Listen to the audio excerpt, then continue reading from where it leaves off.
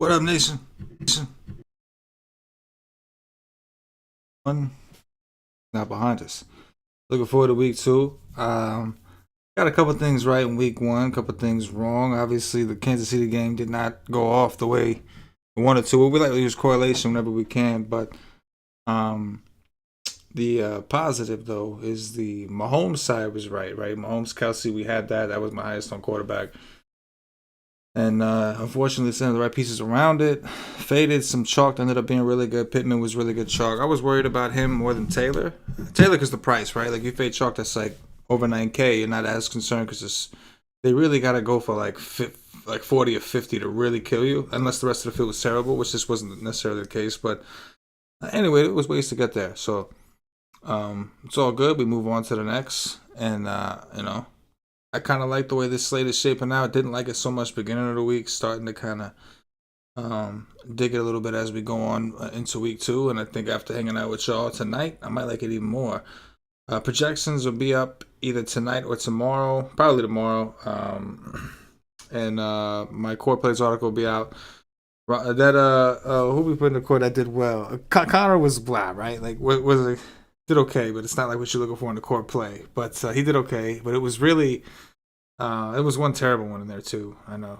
But what was it? Why can't I think of the guy's name? Jahan Dotson. Yeah, he ended up doing pretty good for us. I'd rather be looking good any day. You call it luck if you want to, but I'll take it. Pat, what's going on, bro? Good to see you, man. I'm doing well, man. Hope you're doing well too. Good to see you as always, my man. Anyway, we'll go ahead and get started here. Going through these positions real quick. Let me just pull up Draftkings. So, I think I'm going to switch the views real quick. Let me get you, bang, there we go. Like it. All right, we got Kyler Murray in Vegas. I think it's the highest total game. I like the game. I think a lot of people like the game. I think we see Kyler Murray and another guy we'll talk about, Derek Carr, is a couple of the highest on quarterbacks on the slate. I think so. 34 attempts. He didn't look great, right? He didn't look very good, flat out. He just didn't look good. 5 rushing attempts, didn't do that great, but still ended up with 2 touchdowns. That's what happens in their games. Typically, the game just goes like at such a fast pace, especially because their defense is atrocious. So I think Murray's fine. There's a chalk wide receiver that's going to, I think, raise his ownership in turn because some people are like, why not? I'll play him with this chalk receiver that I think I need on his team. And we'll talk about that guy receiver. But what's not to like? I like Murray. It just feels like, can you get more from Derek Carr at a cheaper price? I mean, on the flip side, he also threw for 2 touchdowns. Didn't have that great of a game. I mean, he also threw 3 interceptions. But because of the fact he don't run, the difference of 20 versus 16, maybe, like something close to that. So that's the other thing that you're considering with Kyler versus Carr. I mean, Raiders got Devontae Adams, Darren Waller. Like, they got guys that should be able to slice up the secondary. So, yeah, I mean, I'm going to like Derek Carr, right? Guys, let's talk about. I think that the next game that's kind of interesting, like, and these are games that I'm expecting to look interesting to other people also, right? But the Detroit Washington game, Carson Wentz went for 32.72 DraftKings points last week, 4 touchdowns, 2 interceptions, 313 yards, 41 passing attempts against Jacksonville. Now they're playing Detroit. Jalen Hurts diced these guys up. The run game diced these guys up. But it was a shootout, right? Detroit's offense looks capable enough. Washington's defense don't look that great. I mean, they did well against a quarterback who hasn't proven anything. And not even well. They gave it 22 points in a close game, right? So I think that game is interesting. Again, it's more like, what side do you prefer to attack it from more, that I got to kind of narrow it down. Solid picks. What's up? Need all the dirties for week 2. Yes, we do. We need the dirties. That's what we need. But yeah, so that game obviously is another one that stands out to me. Look at the Jared Goff side. 37 attempts, 2 touchdowns, only 16 points, right? 215 yards isn't going to cut it. But he is at home game on that turf against Y. It sounds dirty. You want to talk about dirty? That sounds dirty, especially knowing that I don't think it's going to be exactly low owned, right? There's some games pulling attention away. Arizona, Las Vegas for sure. But then there's like Atlanta and the Rams that I think is kind of trying to take a little bit, right? Other than that, there's no games on the slate that you look at and you think like definite shootout. There's a couple for potential shootouts, but nothing you look at and say definite shootout. But yeah, the Detroit side, Amon-Ra, St. Brown, stack them up, whatever. Yeah, see, solid pick saying the same thing. He's saying Lions, Commandos are sneaky, yeah. But is it? I don't know if it's going to end up being that sneaky, because when you look at the games as a whole, it's hard to see what other games, like what shootouts, what do we think people are going to think of shootout? They just saw Washington in like a semi-shootout, and then they saw Detroit in a full-blown shootout. So I don't know. I like it, but I'm wondering, is it going to be as sneaky as, I don't know, but I like it. Those are the first 2 games that popped out to me too, bro. I know the first one is going to be popular. The second, back to quarterbacks. As far as stuff that I think could be interesting, Matt Ryan, 50 passing attempts and 352 yards, right? All he was really missing was the touchdowns. And that's going to be a common theme for him, you would think, especially in games where they're playing against bad teams like this one, like the last one, because they feed Jonathan Taylor so much. This game did go to overtime, ended up in a tie, I think. But Jonathan Taylor, is this economy? Millie. Oh, it's the Millie. What's happening, bro? Good to see you, man. But think about this, right? He got 31 touches, 7 targets, so JT's fine. But if you're not going with JT, against Jacksonville, we're talking about Jacksonville, a team that just gave up 32.75 DraftKings points, I think it was, to Carson Wentz. Granted, this time they're home, and that does make a difference. I prefer the position at home in Indianapolis in the Dome, for sure. Definitely prefer that. But just thinking of like lower owned pivots, and then we analyze, after we do that, we can analyze and say, is that the route we want to go? Or are we better off just sticking with the guys that we do like, even though they may be a little popular, right? Those are the things that we got to narrow down when push comes to shove. But I do think that could be interesting. He was kind of like a pseudo chalk, like not, I don't want to say chalk. He was everybody's like sneaky pivot, right? He was a leverage play for everybody. Oh, if I don't play Taylor, then I'm playing Matt Ryan, kind of thing, right? And I think in theory it was kind of there. Jonathan Taylor smashed, but that's the point though. He smashed, and Ryan still went for 20, and he's cheap. So I'm just saying this is interesting against Jacksonville. Again, a team, Carson Wentz threw for 4 touchdowns on this team, and I don't think Gibson did all that much, right? 14 carries, 58 yards for Gibson. Did have 8 targets, so again, he did all his damage to the pass game. No touchdowns. Just saying. If Jacksonville is able to, and listen, I'm not trying to compare Gibson or the run game of Washington to Indianapolis. That's just like Can't do that. And then the other concern is Jacksonville's offense potent enough? Who's the bring back? I mean, Christian Kirk would be the first stop, right? 12 targets against Washington. It looked like they were focused on getting the ball. Indianapolis defense supposed to be pretty good. Maybe the kid does a little bit better though at home. Again, that was a road game. So there's some question marks there, but I think that could be interesting. Joe Burrow, right? Yeah, coming off in a quote unquote bad game where he threw 4 interceptions, still went for 26. Like I love thorough Joe, but the question is Dallas able to hang? Is Dallas going to hang to keep this game close? Because Cincinnati will run the ball. They like to run the ball, despite Joe Burrow's numbers. 27 carries for Mr. Joe Mixon. 20. We'll talk about him at running back. Yeah, cover boy, easy. So yeah, I think that those are the quarterbacks kind of set out to me the most, and I think the Ryan one can end up being a little sneakier because I think this time people are like they're not bullshitting. They're just going to go to Taylor if they can get him. If they can get him, that's a stretch too. They still got to be able to get him. I guess like playing the ownership game, Russ Wilson's kind of interesting. Didn't look so great against Seattle. He's home this time, playing Houston and their secondary, right? Maybe a more comfortable situation, less emotional situation for this dude. On DK Lance, is it because of price? Well, I'm not against Lance. I'm not like against Lance. I mean, listen, last week was the worst place to start the season for a young quarterback like him. It was pouring.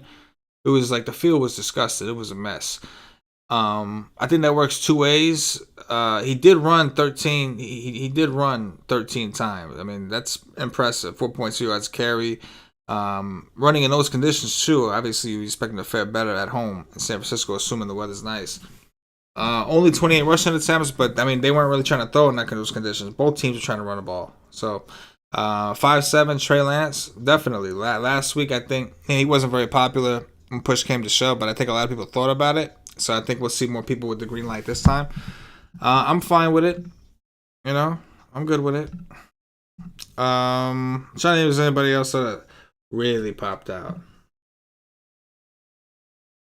Yeah, I agree, D. I think for cash games, especially in tournaments too, but for cash games especially, and on top of that, they just lost Eli Mitchell.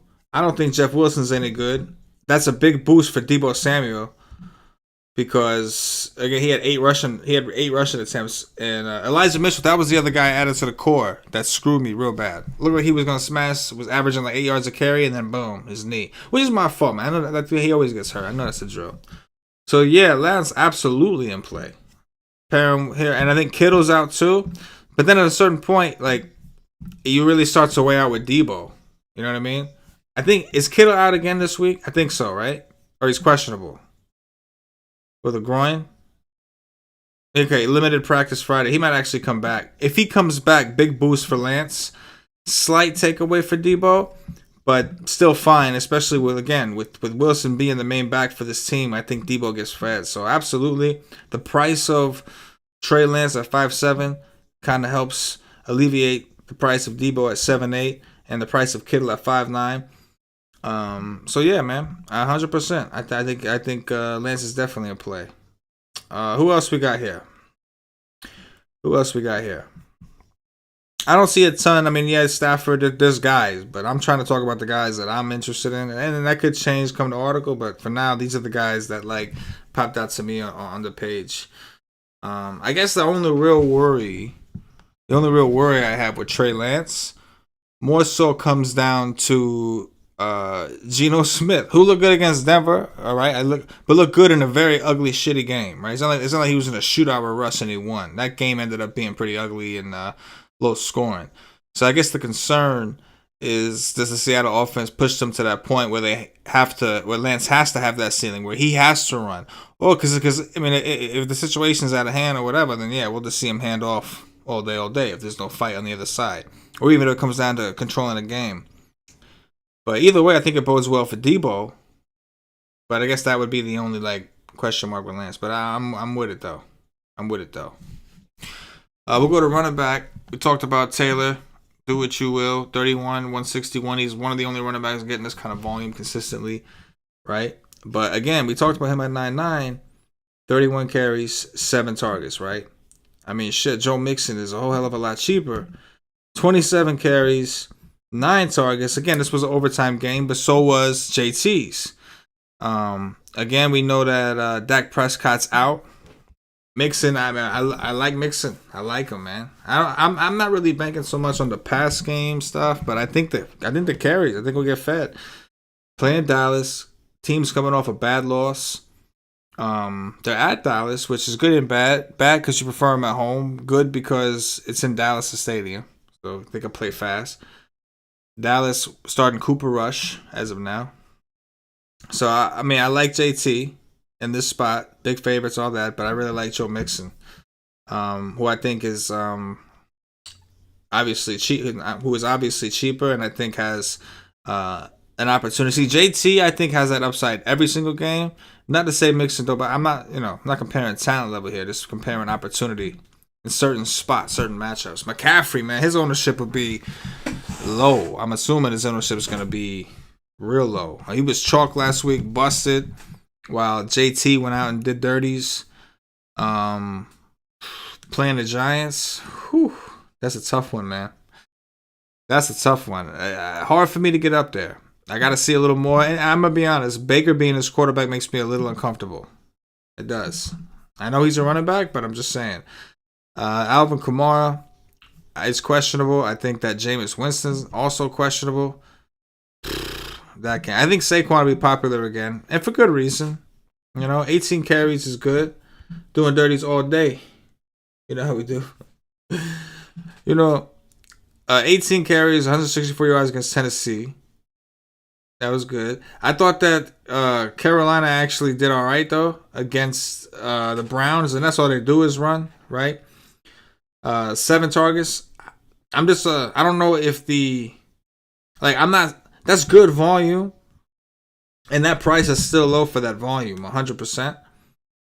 But now, I don't know, the ownership kind of scares me a little bit. And he's at home this time, and again, Baker's the quarterback, so this seems like a good spot to just, they don't have to push it, they don't have to really throw or hard, they just kind of control the game situation for the G-Man, something like that.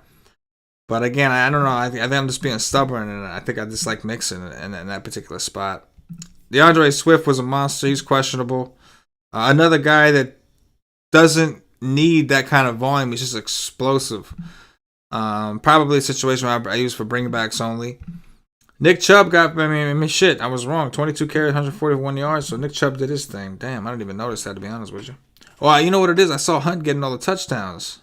Hunt took all the touchdowns. So I guess, you know what? Shit, I guess this is a better spot for Saquon than I thought. But, damn, that's right. That was Cleveland's pretty much the whole offense was the running backs. Kareem Hunt got the touchdowns, and Chubb got some yards, it looks like. Saquon's only drawback that I see is the ownership. He's expected to be chalky again, but I didn't stop him last time. That was another chalk that I kind of, beginning of the week, was like, oh, man, how you not like this? You fit him everywhere. And then I let the ownership kind of bug me a little bit, which ownership in NFL is weird like that. You know what I mean? I did let the ownership bug me a little bit, though. Connor, probably a bring back only situation. He was in the core last week, and it was like I felt secure in his role in the pass game, I just thought he'd get more rushing attempts, but it wasn't really effective, man. 2.6 yards a carry. He did get a touchdown, which kind of saved him from having too low of a floor, but I think bring backs only this week. Javonte Williams interesting, but again, you're not getting volume. 12 targets. That was pretty interesting. It seems like you don't want to judge too hard off 1 week, but it does kind of seem like they feel more comfortable throwing to Javonte, which it could have just been situational. That's why we have to wait. We don't know if it was really game plan or if it just worked out that way. On the flip side, Gordon had more actual carries, but only had 2 targets. So, again, it could have been more of a situational thing. Week 1's a little too early to know, what to expect. But Henderson will be pretty popular this week, right? I think everybody's just like, oh, they said something about Cam Akers. It's because this checks the boxes. At this point, DFS been around long enough. People know to look for spreads. To look at the spreads, they're a 10-point favorite at home. That usually double-digit favorites, especially at home. Typically, the running backs do well. He's going to be really popular. Hard to argue with the price, the volume, the matchup, what you expect them to be, and you expect the Rams to be winning this game comfortably. Cam Akers, who had 3 attempts for 0 yards, the update from 9-9, Coach McVay, which was a while ago already. Coach McVay wants to see an increased level of urgency and accountability to snap in and snap out from Akers, who only got 3 carries off the bench. So this team did pretty good against Alvin Kamara last week. They did pretty good against Alvin Kamara last week. I think that if Henderson is not doing well, then we will see Akers get an opportunity. If Akers does well, he'll get those opportunities. Like, I don't think it's like so comfortably Henderson's role. They waited all season for Akers to come back last year. So I don't feel comfortable. Like, that's some chalk I don't feel so comfortable with. Saquon Barkley, at least you know his role. You know what his role is on that team. Henderson, I'm not so sure his role is concrete, right? Right with it. Zeke the Freak. Oof. He got paid and at the right time, man, hooked himself up. There's GPP dart kind of things. Like Brees Hall had 9 targets. Like Flacco's under pressure, which he should be again. Michael Carter had 9 targets. There's guys you can work in for tournaments, but I'm more just trying to talk about the established kind of plays. So we're going to keep it rolling a wide receiver. Cooper Kupp. I think that we'll see a lot of people be spending up at wide receiver. Either for Cooper Kupp, if not for him, maybe for Devontae Adams, who had 17 targets. We got some target monsters. Like Stars and Scrubs in full effect in cash games if you can make it work. And there's some guys that could help make that a possibility. Cooper Kupp against Atlanta, I mean, it is what it is. If you can afford it, I mean, by all means, if you can get up there. Adams, I think, is going to get maybe even more love because he's cheaper and he's in a game that people really like. I mean, people like both games, but they clearly changed their game plan. I think at this point, I may prefer Adams in stack situations only. I don't know. Maybe. Jamar Chase, 16 targets. The target monsters is Rose, man. Look good playing Dallas. We talked about Debo.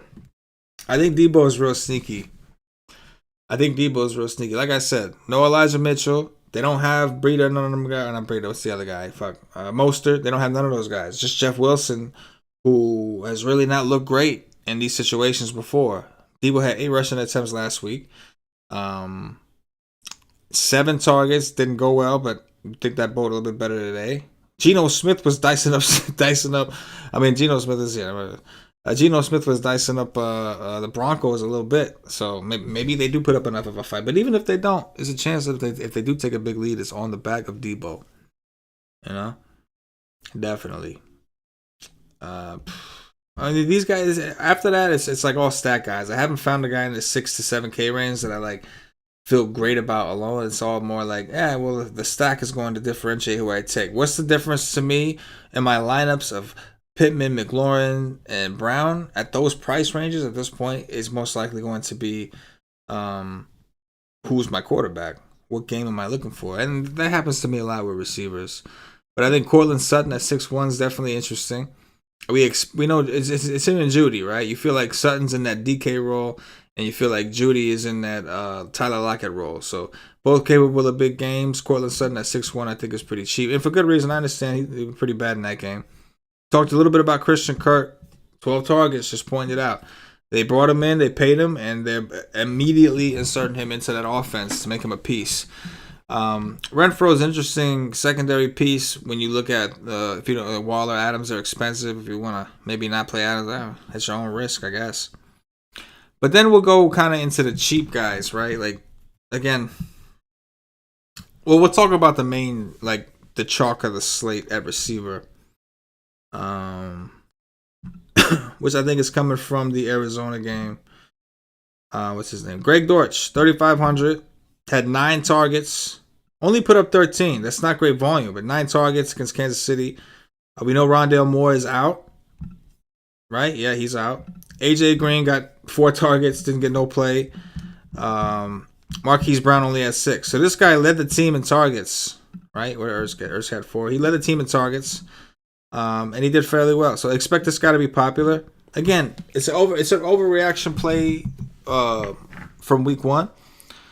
But 3,500 is really low for a guy that had 9 targets in the last game. I mean, on FanDuel, probably wasn't that great for you, right? 63 yards, 7 catches.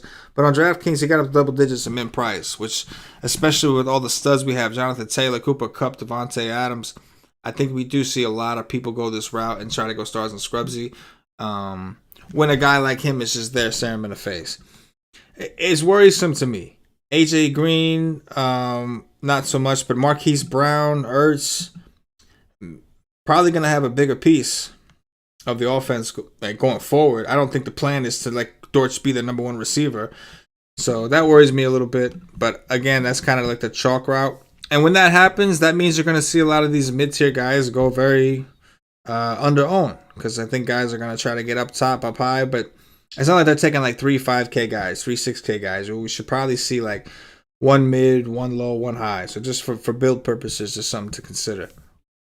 But again, for me, receivers and tournaments especially, it's going to come down. A lot of it's going to come down to receiver. It's going to come down to what do you call it? Who my quarterback is, what game I'm attacking, correlation, all that. Marvin Jones was a receiver I was pretty big on. Christian Kirk was just the focal point, but they're at home. He's comfortable with them. I think Jones is interesting for other value plays. Garrett Wilson, 8 targets, only caught 4 of them, and he didn't play a whole ton in the first half. But I think the plan is to play him more. But you're playing with fire. This was cool. Donovan Peoples-Jones had 11 targets. Remember, they don't have Landry anymore. Obviously, they don't have Adele anymore. Donovan Peoples-Jones, 11 targets. It almost kind of seemed like they were trying to make him a focal point of that offense. 4-4 against the Jets. Jets secondary is improved. Jets defense, I'm a Jets fan, full disclosure, so it is what it is. But the Jets defense did look improved. It seemed more like when they eventually fell apart, that was just like reps, bro. Like they were on the field so much because the offense was so bad. I think it kind of wore. Maybe they weren't giving up. I don't know. It just wore on them. But I mean, you keep beating at something, no matter how strong it is, you keep beating at something. Eventually, it's just gonna break. You know what I mean? Like, but I did think that was interesting. The 11 targets on the Brown side of the ball. Anyway, we'll go to tight end. Looks like Kittle might actually play. We'll see. We got Ertz, Hawkinson, more guys that are just great for stack pieces. Kyle Pitts over here, 7 targets, so didn't realize a whole ton of the potential there, but he's there. I think that we see this guy, Akugbanum, become like the cheap with no Kelsey on the slate and all those studs at receiver and like Taylor at running back. I think we definitely see the trend of paying down at tight end. I think a lot of people are going to try to pay down at tight end, right? Because there's no set guy up top. So I think that this range, I think him particularly could be, but if not him, I think this range will be popular. I think people are going to try to pay down at tight end. And there's not a whole ton that I love down there. People talked about like Evan Ingram, right? 4, okay. It's not terrible. Like this just like pivots, just like taking a shot. Conklin, 7 targets. And CJ Uzoma is doubtful. He didn't play much. I don't think he played much last week anyway, but just they signed these 2 guys together for whatever reason. They wanted 2 tight ends in the field. Probably because their offensive line's so shitty. He's doubtful. So that's a boost for Conklin, who, again, they went out and hunted. They went out and got him. I mean, he got a touchdown. So, 3,400.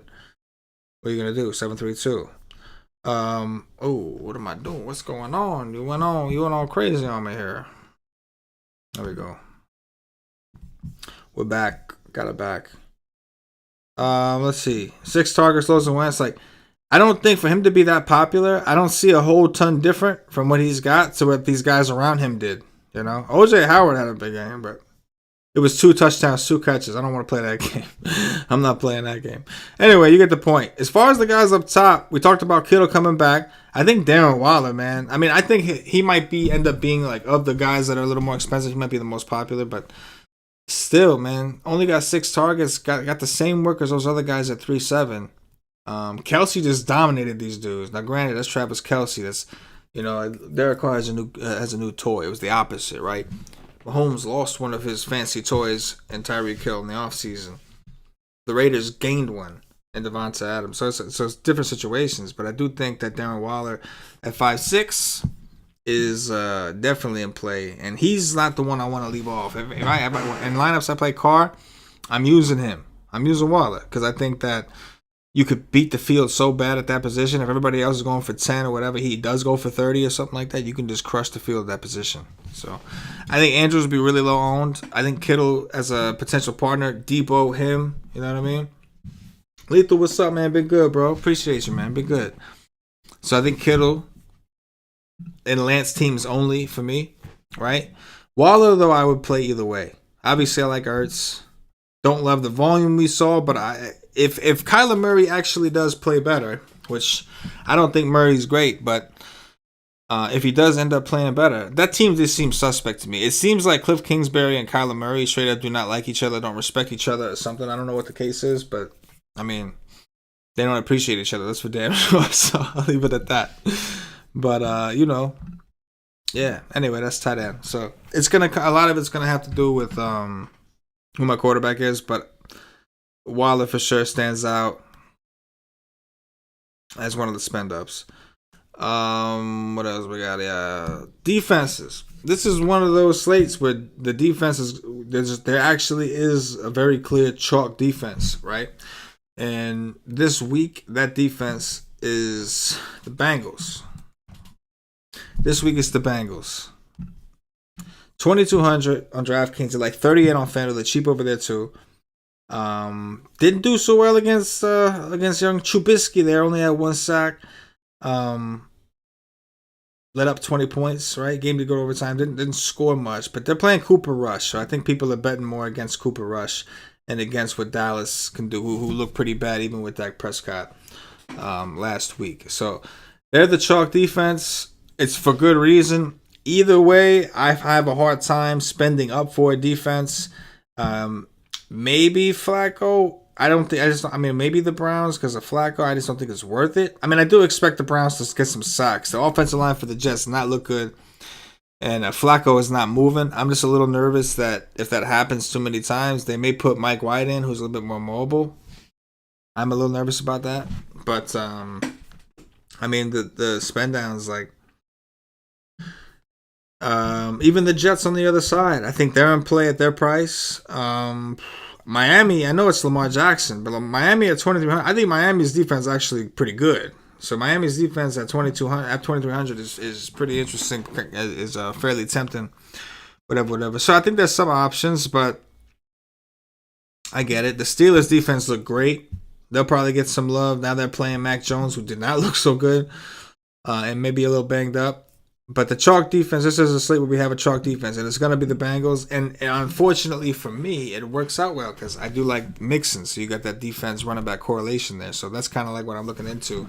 We'll see where I end up. Article will be out tomorrow night, Sunday morning. You know the drill. Over at WiseTake.com. Make sure you come check us out. Join the nation. Really, really affordable pricing there, man. You get an article.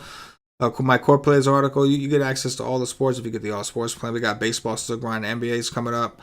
I'll be doing the projections and all that like always. So they're fire for NBA. So, but anyway, come join the nation. You get my core players article, projections, cheat sheets, all that stuff.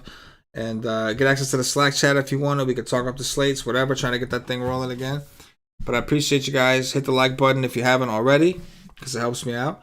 And subscribe. It's been so long since I done streams. At the last stream that YouTube even took away my monetization, bro. I guess it's been too long. So it's all good, man. I come here to talk to y'all anyway, so I don't really care. So it's all good. But anyway, nation, appreciate you guys. Can't do this stuff without you. And I'll see you soon. Yeah.